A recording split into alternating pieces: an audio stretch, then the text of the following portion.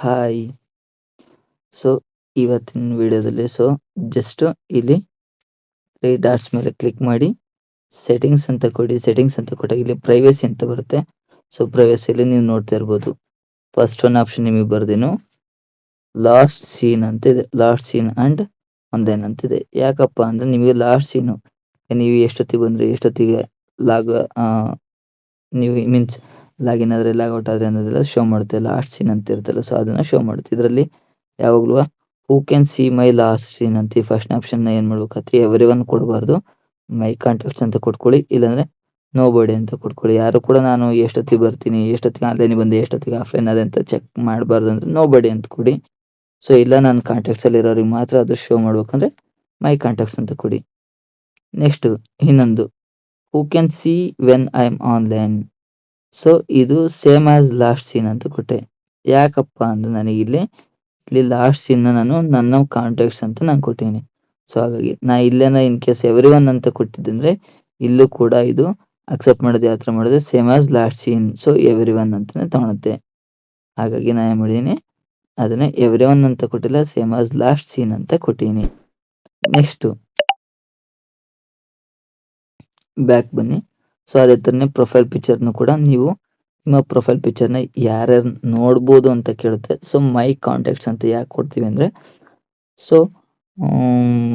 ಯಾಕಪ್ಪ ಅಂದರೆ ನಿಮ್ಮ ಕಾಂಟ್ಯಾಕ್ಟ್ಸು ಈಗ ನಿಮ್ಮ ಫೋನ್ ನಂಬರ್ ಬೇರೆಯವ್ರ ಹತ್ರ ಇದೆ ಅಂದರೆ ಅವ್ರು ಸೇವ್ ಮಾಡ್ಕೊಂಡಿರ್ತಾರೆ, ನೀವು ಸೇವ್ ಮಾಡಿಲ್ಲ ಅಂದರೆ ಅವ್ರಿಗೆ ನಿಮ್ಮ ಕಾಂಟ್ಯಾಕ್ಟ್ಸ್ನ ಮೀನ್ಸ್ ನಿಮ್ಮ ಪ್ರೊಫೈಲ್ ಫೋಟೋನ ಶೋ ಮಾಡೋದಿಲ್ಲ. ನೀವು ಅವ್ರ ಕಾಂಟ್ಯಾಕ್ಟ್ಸ್ನ ಸೇವ್ ಮಾಡಿದ್ರೆ ಮಾತ್ರ ಏನಾಗುತ್ತೆ ಅವರಿಗೆ ನಿಮ್ಮ ಪ್ರೊಫೈಲ್ ಫೋಟೋ ಏನು ನೀವು ಡಿ ಪಿ ಅಂತ ಹೇಳ್ತೀರಾ ಅದು ಅವರಿಗೂ ಕೂಡ ಶೋ ಮಾಡುತ್ತೆ, ಇಲ್ಲಾಂದ್ರೆ ಅದು ಶೋ ಮಾಡೋದಿಲ್ಲ. ನೆಕ್ಸ್ಟ್ ಒನ್ ಅದೇ ತಾನೇ ಬಂದರೆ ಅಬೌಟು. ನಿಮ್ಮ ಅಬೌಟ್ಸ್ನ ಯಾರ್ಯಾರು ಚೆಕ್ ಮಾಡ್ಬೋದು ಅಂತಿದೆ. ಅದರಲ್ಲೂ ಕೂಡ ಮೈ ಕಾಂಟ್ಯಾಕ್ಟ್ಸ್ ಅಂತಾನೆ ಕೊಡಿ. ಆಲ್ಮೋಸ್ಟ್ ಮೈ ಕಾಂಟ್ಯಾಕ್ಟ್ಸ್ ಅಂತಾನೆ ಕೂಡ ಭಾರಿ ಒಳ್ಳೇದು.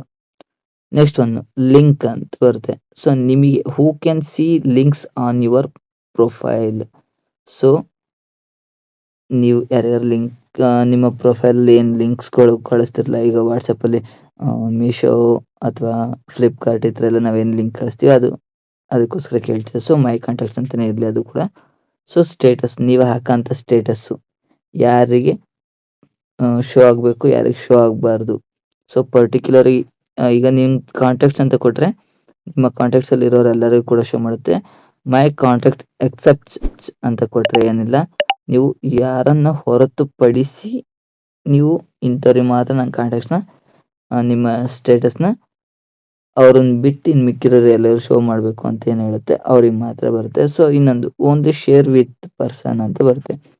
ಇದೇನಿಲ್ಲ, ನೀವು ಯಾರಿಗೋಸ್ಕರ ಸ್ಟೇಟಸ್ನ ಹಾಕ್ತಿರೋ ಅವ್ರಿಗೆ ಒಬ್ರಿಗೆ ಮಾತ್ರ ಶೋ ಮಾಡುತ್ತೆ, ಯಾವುದೇ ಕಾರಣಕ್ಕೂ ಕೂಡ ಇನ್ನೊಬ್ರಿಗೆ ಶೋ ಮಾಡಲ್ಲ. ಇದೆರಡು ಕೂಡ ಅರ್ಥ ಮಾಡ್ಕೊಳ್ಳಿ. ಇದು ನೀವು ಯಾರನ್ನ ಹೊರತುಪಡಿಸಿ ಅಂತ ಕೇಳುತ್ತೆ, ಇದು ನೀವು ಯಾರಿಗೆ ಕಳಿಸ್ತೀರಾ ಅಂತ ಕೇಳುತ್ತೆ. ಮೈ ಕಾಂಟ್ಯಾಕ್ಟ್ಸ್ ಅಂತ ಕೊಟ್ರೇನಿಲ್ಲ, ನಿಮ್ಮ ಕಾಂಟ್ಯಾಕ್ಟ್ಸ್ ಅಲ್ಲಿ ಎಷ್ಟು ಜನ ಇದ್ರೋ ಅಷ್ಟು ಜನ ಕೂಡ ನೋಡ್ಬೋದು. Next one read receipts. ಯಾಕಪ್ಪ ನಾವಿಲ್ಲ ಆನ್ ಮಾಡಿದ್ವಿ ಅಂದರೆ ಏನಿಲ್ಲ, ನಮಗೆ ಬ್ಲೂ ಟಿಕ್ ಬರುತ್ತಲ್ವ ನಾವು ಏನಾದ್ರು ಮೆಸೇಜ್ಗಳನ್ನ ಸೆಂಡ್ ಮಾಡಿದಾಗ, ಅದಕ್ಕೋಸ್ಕರ ನಾವಿದು ರೀಡ್ ರೆಸಿಪ್ಟ್ಸ್ ಅಂತ ಆನ್ ಮಾಡಿರ್ತೀವಿ. ನೆಕ್ಸ್ಟ್ ಒನ್ ಡಿಸಪಿಯರಿಂಗ್ ಮೆಸೇಜಸ್ ಅಂತಿದೆ. ಇದನ್ನ ನಿಮಗೆ ಯಾವ ಥರನಾದ್ರು ಸೆಟ್ ಮಾಡ್ಬೋದು. Start new chats with a disappearing message timer set to ಅಂತಿದೆ. ನಾನು ಯಾವಾಗಲೂ ಆಫ್ ಮಾಡಿರ್ತೀನಿ, ಯಾಕೆಂದರೆ ನನಗೆ ಇದ್ರದ್ದು ಅವಶ್ಯಕತೆ ಇಲ್ಲ. 24 hours ಕೊಟ್ಟೆ ಅಂದರೆ 24 ಗಂಟೆ ಆದಮೇಲೆ ರಿಟರ್ನ್ ಅದು ಮೆಸೇಜ್ನ ಡಿಲೀಟ್ ಮಾಡ್ಬೋದು. ಹಾಗಾಗಿ ನಾನು ಅದನ್ನು ಕೊಡೋದಿಲ್ಲ, ಆಫ್ ಅಂತ ಕೊಟ್ಟಿರ್ತೀನಿ. ನೆಕ್ಸ್ಟ್ ಒನ್ನು ಗ್ರೂಪ್ಸ್ ಅಂತಿದೆ. ನಿಮ್ಮನ್ನ ಯಾರ್ಯಾರು ಗ್ರೂಪಿಗೆ ಆ್ಯಡ್ ಮಾಡ್ಬೋದು, ಮಾಡಬೇಕು ಅನ್ನೋದು ಕೇಳ್ತಿದೆ. ಎವ್ರಿ ಒನ್ ಅಂತ ಕೊಟ್ಟರೆ ಯಾರು ಬೇಕಾದ್ರೂ ಆ್ಯಡ್ ಮಾಡ್ಬೋದು. ಮೈ ಕಾಂಟ್ಯಾಕ್ಟ್ಸ್ ಅಂತ ಕೊಟ್ಟರೆ ನಾನು ಸೇವ್ ಮಾಡ್ಕೊಂಡಿರ್ತೀನಿ, ಅವರು ಸೇವ್ ಮಾಡಿರ್ತಾರೆ ಅಂದರೆ ಮಾತ್ರ ಅವ್ರು ಮಾತ್ರ ನಿಮ್ಮನ್ನು ಗ್ರೂಪಿಗೆ ಆ್ಯಡ್ ಮಾಡ್ಬೋದು.